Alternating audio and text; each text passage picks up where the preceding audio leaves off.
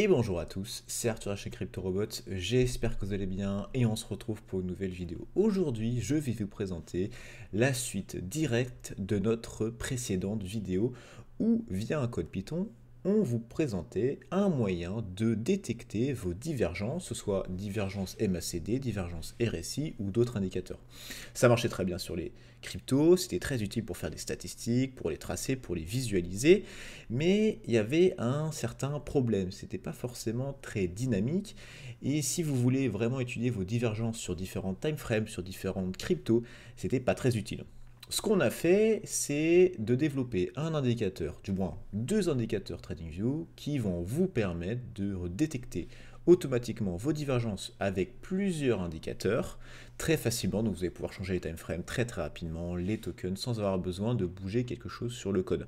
Néanmoins, le Python est extrêmement utile et si vous n'avez pas vu cette vidéo, je vous invite à aller la regarder. Les deux indicateurs seront bien évidemment à retrouver sur notre page TradingView CryptoRobot FR, en sachant qu'on les mettra en privé, donc vous devez aller sur le lien qui est dans la description pour pouvoir récupérer les indicateurs, vous les copier-coller et vous allez pouvoir les mettre sur votre graphique. Comme j'ai pu vous dire, je vais vous présenter deux indicateurs dans cette vidéo.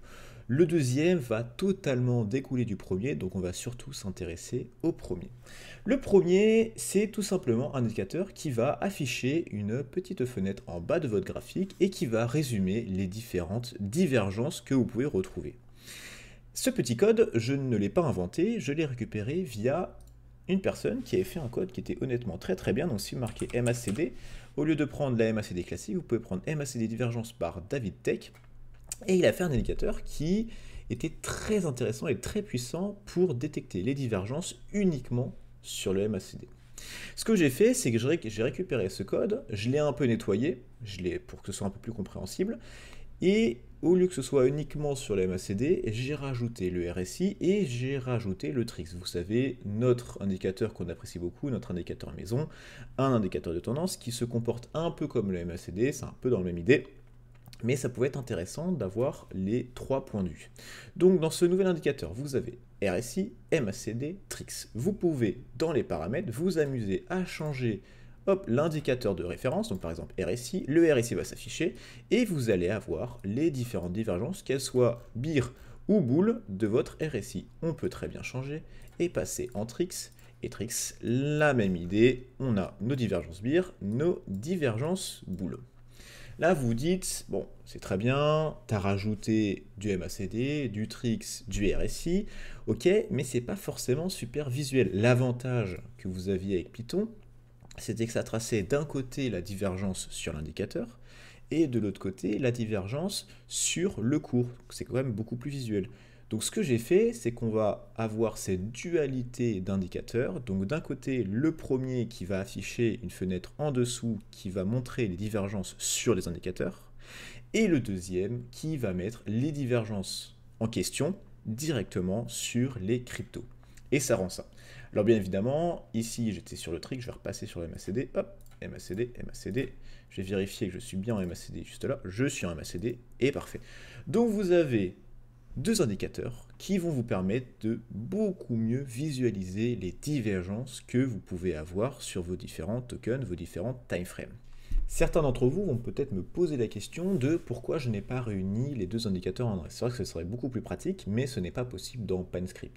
Dans PanScript, vous ne pouvez pas, si vous faites une modification graphique sur la fenêtre générale du cours ou sur une autre fenêtre, par exemple une fenêtre d'indicateur, vous n'allez pas pouvoir faire de modification sur les autres fenêtres. Je m'explique, par exemple ici, sur la fenêtre générale où j'imprime mon cours, je vais tracer mes divergences. Si je fais une modification graphique, donc si j'imprime les divergences sur cette fenêtre-là, je ne vais pas pouvoir créer ou modifier une autre fenêtre, donc par exemple la fenêtre indicateur et inversement. C'est pas forcément très dérangeant, vous allez juste devoir mettre les deux indicateurs. Si vous ne voulez pas vous embêter à aller les chercher à chaque fois dans indicateur, je vous invite à les mettre sur votre graphique, comme ça, aller dans les 4 carrés juste là, créer un nouveau modèle, mettre le nom de votre modèle, faire sauvegarder, et à chaque fois que vous irez ici, vous allez pouvoir cliquer et ça va vous remettre automatiquement les différents indicateurs que vous avez sauvegardés. Si vous êtes dans un TradingView basique, donc si vous n'avez pas payé votre TradingView, vous allez avoir que 3 indicateurs maximum. Donc si vous voulez étudier les divergences, vous pouvez mettre ces deux indicateurs et potentiellement un autre, comme par exemple notre indicateur support résistance, qui va potentiellement vous donner des idées supplémentaires. Si par exemple vous avez une divergence baissière qui arrive au moment d'une résistance, ça peut vous donner une indication supplémentaire sur la direction prochaine du cours. Nous allons passer au code.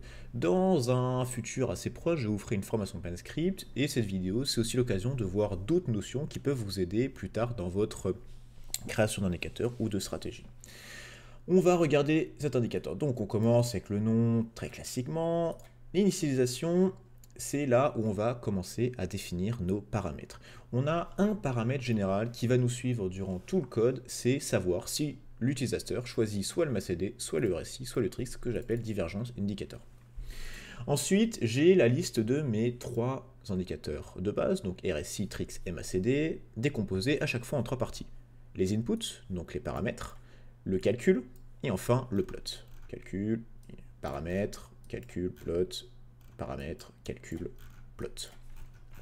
Avant de continuer dans les divergences, je voulais préciser un point.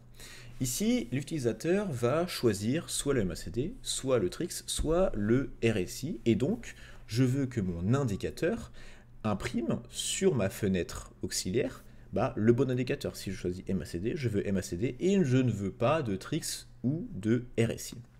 Si vous connaissez un peu le code, vous allez potentiellement me dire, c'est pas forcément très difficile, on n'a qu'à mettre le plot dans une condition et se dire, si la condition, par exemple, du MACD est activée, parce que l'utilisateur a décidé de mettre le MACD, et le plot va s'activer et ça va afficher mon MACD et les autres conditions, donc les autres if où il y a mes autres plots de RSI et de TRIX ne vont pas s'activer, donc ça marche. Le petit problème dans PanScript, c'est que vous ne pouvez pas mettre de plot dans un if. Ça va vous sortir l'erreur, plot ne peut pas être mis dans un local scope qui correspond au if dans le cas présent. Il y a donc une solution pour que ça marche, c'est tout simplement dans la fonction plot, vous avez en premier paramètre, c'est votre source, c'est ce que vous allez vouloir afficher. Donc ici, dans le cas du RSI, je veux afficher le RSI. Au lieu de mettre RSI tout court, je vais mettre la condition dans cette source. Je vais regarder si mon divergence indicateur, vous vous rappelez, la petite variable juste ici, est égal à RSI, donc c'est-à-dire si l'utilisateur a choisi RSI, alors je vais prendre comme source le RSI, sinon je vais prendre NA. NA, ça veut dire qu'il n'y a rien, c'est très pratique en PanScript, ça ne va pas vous sortir d'erreur, NA c'est très pratique, il va comprendre qu'il n'y a rien et le plot ne va pas se faire. Ça marche pour le plot, ça marche aussi pour les lignes, donc là c'est les lignes inférieures, médianes, supérieures, ça marche très bien, encore une fois les conditions, et vous retrouvez ces conditions, pareil sur MACD, mais ici je vais fixer MACD, et pour le TRIX, ici par exemple, donc pour le crossover, si j'affiche les croisements à la hausse ou à la baisse, et ici si j'affiche tout simplement le cours de mon TRIX et de mon histogramme, donc une technique pour le faire. Une deuxième technique qui peut aussi vous aider, c'est de jouer sur la transparence de la couleur, donc c'est mettre une condition au niveau de la transparence qui peut aider, par exemple dans la fonction plot, vous avez un paramètre qui s'appelle transp, donc c'est la transparence entre 0 et 100, 0 ça veut dire opaque et 100 ça veut dire totalement transparent. Et donc vous mettez la fameuse condition ici. Le petit problème de cette technique-là, c'est que ça ne va pas supprimer, avec la technique du NA, si l'utilisateur a choisi MACD, le RSI ne va pas du tout s'afficher. Dans ce cas-là, si vous utilisez cette méthode et que l'utilisateur a choisi MACD, votre RSI va quand même se mettre sur votre graphique, juste il sera totalement transparent, vous ne le verrez pas, mais le graphique, techniquement, il sera là, il sera derrière. Et le problème, c'est que si vous mettez plusieurs indicateurs qui ont des échelles différentes, votre fenêtre va s'adapter à l'échelle la plus grande, donc aux deux extrémités, et donc si vous avez un RSI qui est entre 0 et 100 et un MACD qui va jusqu'à 800, votre RSI, vous ne le verrez pas quand vous choisirez RSI. Donc ça peut servir potentiellement si vous voulez faire jouer la transparence, ça peut aider, donc ça peut vous donner une idée, mais je vous déconseille d'utiliser plutôt cette technique-là dans la source directement. On va regarder les divergences. Les divergences, un peu dans le même principe, on va d'un côté déclarer nos paramètres et après le calcul de nos différentes lignes. Dans les paramètres, on a trois parties. La partie des couleurs, très classique, la partie où on va récupérer des variables pour pouvoir changer la sensibilité de notre indicateur, et enfin la définition de notre source. Par exemple, sur nos paramètres, on va avoir plusieurs types de paramètres, par exemple les pivots lookback right, droite, et les pivots lookback de gauche. Ces deux indicateurs, je vais vous l'expliquer un petit peu après, mais c'est la recherche de pivot. Un pivot, c'est soit un bottom, soit un top. Vous avez une bougie actuelle, et vous devez savoir si cette bougie actuelle est un pivot, si cette bougie actuelle est soit un bottom, soit un top. Comment définir si c'est un bot ou un bottom? Eh bien, on va dire, par rapport à cette bougie, on va regarder X bougies avant et X bougies après, et si notre bougie actuelle, elle est soit top, soit bottom des X bougies avant et X bougies après, eh ben, on est dans le cas d'un pivot. Et donc, on est dans le cadre d'un top ou d'un bottom. C'est tout simplement ça que ça veut dire. Donc notre X bougie avant ou notre X bougie après, c'est tout simplement LBR et LBL. Range upper et range lower, ça on va l'expliquer juste après, je vais vous garder la surprise. La dernière partie dans les paramètres, c'est la définition de notre source, donc le OSC, oscillateur. Et bien encore une fois, c'est une condition, soit c'est MACD, soit c'est le RSI, et si c'est aucun des deux, et ben c'est le TRIX. On va commencer dans le calcul. On a deux premiers indicateurs, deux premiers paramètres, deux premières variables que sont PL_found et PH_found. Donc c'est la recherche de pivot low, donc de bottom, ou la recherche de pivot high, donc de top. Pour ce faire, on va utiliser la fonction qui est directement intégrée à PanScript, qui est ta.pivotlow. Dans pa.pivotlow, on va définir la source, donc ici notre indicateur de base, et enfin, la taille des X précédentes bougies à gauche et le nombre plutôt de X bougies à droite. Donc notre fameux LBL pour la gauche et LBR pour la droite. Donc sur notre source, par exemple MACD, on a notre bougie actuelle. On va regarder si avec nos X bougies à gauche et nos X bougies à droite, on est dans le cas d'un pivot low. On enroule ça autour d'un NA et ça va retourner soit un false, soit un true. Donc si on est dans un trou, on est dans le cas d'un pivot low, et si on est dans le cas d'un trou dans PH_found, on est dans le cas d'un pivot high. Après, il va définir une petite fonction de inRange avec un compte. Le compte veut dire condition, tout simplement. Ici, on va avoir notre variable bars qui va récupérer le nombre de barres depuis la précédente condition qui était vraie. Qu'est-ce que ça veut dire? Déjà, on va essayer de comprendre d'où vient cette condition. Cette condition ici est un paramètre, on ne sait pas forcément ce que c'est, mais le seul moment où ça va être utilisé, où cette fonction va être utilisée, ça va être via la variable PL_found1. Ça veut dire, c'est tout simplement le moment, l'avant-dernier moment où on a trouvé un pivot low. Donc on va regarder, on a une condition true, PL_found1 true, bar since, ça veut dire le nombre de barres depuis qu'il y a eu un dernier pivot low. Et on va regarder si notre nombre de barres est entre range lower et range upper. Qu'est-ce que ça veut dire? On a des divergences qui peuvent avoir des tailles différentes. Donc une divergence peut s'étaler sur 10 bougies, sur 20 bougies, sur 30 bougies, ce genre de choses. Nous, ce qu'on voulait, du moins ce que voulait la personne, David Tech, c'était définir un cadre. C'est se dire, pour moi, une divergence, ça doit mesurer minimum 5 bougies pour que ce soit un peu crédible. Et il faut qu'au maximum, mais ça vous pouvez très bien le modifier, hein, c'est un paramètre, il faut qu'au maximum ça fasse 60 bougies. Et c'est tout simplement ces fameuses conditions ici, range upper, range lower, 65. Donc, dans cette fonction, on va vérifier si le nombre de barres depuis le précédent moment où on a eu un pivot low, excusez-moi, et bon, on va vérifier que c'est bien entre 5 et 60 pour que cette condition soit vérifiée. Ici, on ne sait pas trop encore dans quel cas de figure on est, si on est plutôt en bullish bearish, donc c'est pour ça qu'on crée une fonction, on va mettre un paramètre, on ne sait pas encore ce que ce sera. Dans le cas du bullish, ce sera la recherche de low, parce que ici, ce qu'on veut, c'est la recherche de low sur notre indicateur, un low ici, un low ici, et dans le cas d'un bearish, on va essayer de chercher les highs. On va revenir dans l'indicateur, hop, voilà. Une fois que ça c'est bon, on va essayer de regarder si toutes nos conditions sont réunies pour avoir véritablement une divergence en cours sur notre indicateur et sur notre prix. Et là, c'est divisé en deux parties. Donc d'un côté, la recherche de higher low sur notre indicateur, si on est dans une recherche bullish. Donc deux higher low d'affilée sur notre indicateur et en même temps des lower low sur notre prix. Je vous rappelle que si vous voulez une divergence haussière, ça veut dire que sur votre indicateur, on a clairement une tendance haussière, et à l'inverse, sur votre prix, on a clairement une tendance baissière, donc des lows qui sont plus bas sur le prix, et des lows sur l'indicateur qui sont toujours plus hauts. Pour la partie indicateur, on va définir une variable qui sera un booléen et qui va devoir respecter plusieurs conditions. La première condition, c'est cette fameuse idée qu'on est sur des higher low. Il faut que notre dernier low, celui-ci, soit au-dessus du précédent low, du précédent pivot qu'on avait pu avoir. Donc le value when, c'est une fonction d'OpenScript qui vous permet de récupérer une valeur qui respecte une condition. Donc ici, on a la condition, on a la source et le nombre de récurrences.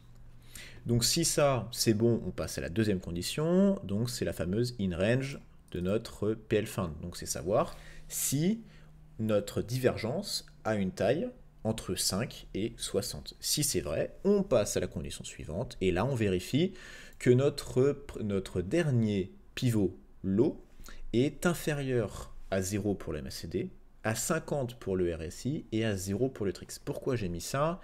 C'est se dire, sur le MACD, on ne peut avoir des divergences haussières que si le cours se situe en dessous de 0, pour le RSI en dessous de la zone médiane de 50 et pour le TRIX en dessous de 0. Une fois que tout ça c'est bon, notre OSC-HL va être true. Même principe, totalement même principe pour le prix, juste c'est l'inverse. Ici on va regarder si au lieu d'avoir des higher low, on a des lower low, et à la fin, on va vérifier toutes les conditions, si tout est validé, on va pouvoir tracer nos divergences en deux parties, donc d'un côté la première partie avec la ligne, et de l'autre côté le petit encadré qui va marquer boule. Donc l'autre, on va vérifier si toutes nos boules conditions sont respectées, donc que ce soit du côté de l'indicateur et de l'autre côté du côté du prix. On va tout imprimer, mais ça vous connaissez, c'est assez classique. Vous pouvez changer les couleurs directement dans les indicateurs jusque-là, c'est très facile. Pour les divergences bearish, c'est exactement la même chose, juste vous faites tout l'inverse. Vous recherchez sur votre indicateur des lower high, donc c'est des highs qui sont de plus en plus bas, et sur votre prix, vous cherchez des higher high. Donc à chaque fois, vous essayez d'imprimer des tops toujours plus hauts, ce qui peut indiquer une divergence baissière. Comme j'ai pu vous dire, le premier indicateur, juste ici, va totalement construire le deuxième qui se met sur le graphique général. La seule petite différence, c'est tout simplement que je vais rajouter le overlay true. Donc ça veut dire mettre directement cet indicateur sur mon graphique général. Je ne vais pas définir les plots de mes indicateurs. Et dans le plot de mes divergences, au lieu de mettre OCS, donc pour OSC plutôt pour l'oscillateur, donc directement sur l'oscillateur, je vais récupérer le prix de clôture de ma crypto en question, sur ma time frame en question, pour pouvoir commencer à afficher ma ligne et mon petit label pour dire que ce soit bull ou soit bear.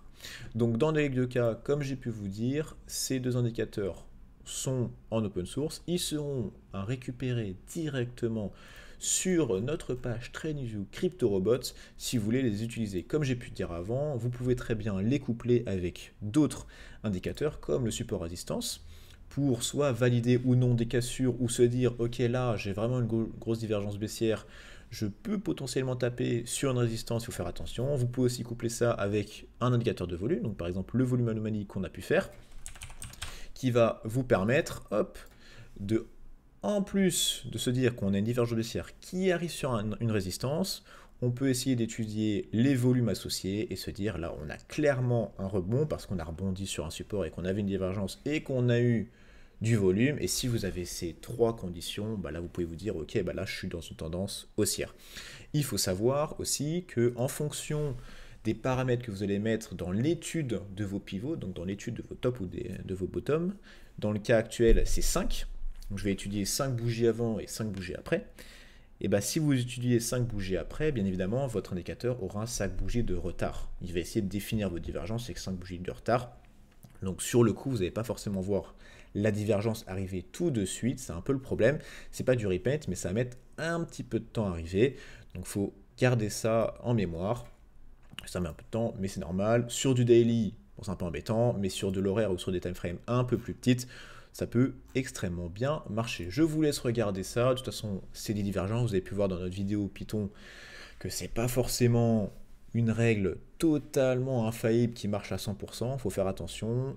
Privilégier les divergences qui sont quand même de taille assez importante. Vous pouvez très bien changer les paramètres juste ici et au lieu de mettre de 60, vous pouvez mettre beaucoup plus, ça fait des divergences potentiellement encore plus grandes, mais c'est vrai que c'est quelque chose qu'on apprécie beaucoup, et avec ces deux indicateurs, vous allez pouvoir les utiliser beaucoup plus facilement et éviter de commencer à essayer de les deviner, les définir, ce qui peut être un peu embêtant.